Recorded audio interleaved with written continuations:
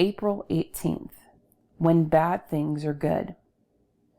Now the Lord had prepared a great fish to swallow Jonah, and Jonah was in the belly of the fish 3 days and 3 nights. Jonah 1:17. While in the military, a young man was told he was to be on a flight back from Europe to the United States. He grabbed his few possessions and reported for the flight, only to be told his name wasn't on the list. "How can that be?" he pleaded. "It has to be. I heard my name called earlier." He explained that he desperately wanted to return home, but his name was not on the list. Someone had made a mistake, and he wouldn't be coming home until later. How much later, he didn't know. He was devastated that God hadn't permitted him to make the flight. He lay on his bunk and sulked, feeling bitter that he would have had to wait to see his family.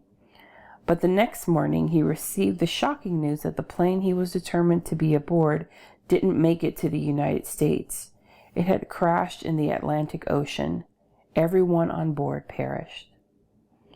It is not unusual for people to feel aggrieved when disappointments strike, but not all bad things are bad. Not being able to board a plane home is bad. Avoiding tragedy is good, and the young man who went on to become a minister of the gospel could not have experienced the good if he hadn't first gone through the bad.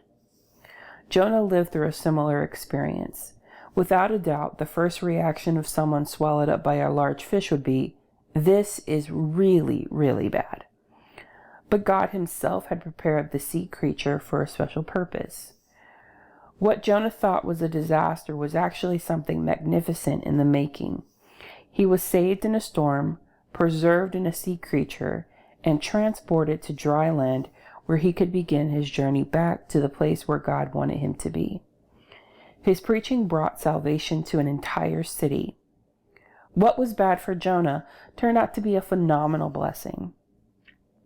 Don't be so quick to judge God when things don't go right. Bad is often a step on the way to good.